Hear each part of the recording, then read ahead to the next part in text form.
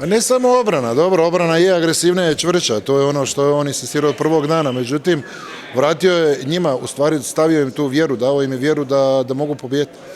I ne predajemo se nikad, imamo 4 razlike, smo gubili prvo polovrijeme, nije nikako bilo frke, nervoze, panike, idemo dalje, grizemo.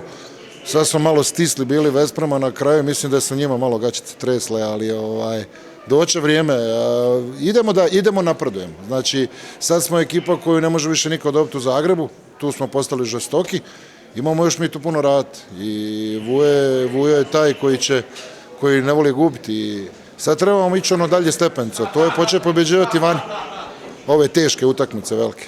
Možda je ovo recept za Barcelona, iako ona igra malo različiti rukomet nego Vesprem, ali to su te utakmice. Ne, mi više ne bojimo se nikoga.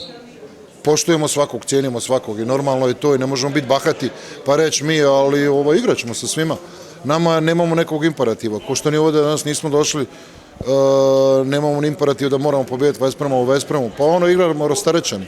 Možda ćemo biti nam teže kad već naviknemo sve da tako dobro igramo, pa da onda kad budemo bili ti koji moramo nekog dobiti vani, onda će biti sigurno teže. Tako da je to i tako ćemo i biti protiv Barcelone. Nek dođu, pa da vidimo šta će biti.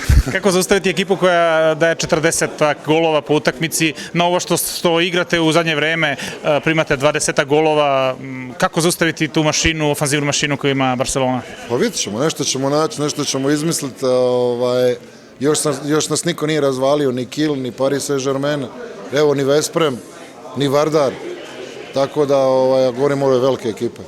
I pa šta, ako može, može, ako ne može, a iduće godine ćemo i pobijediti, tako?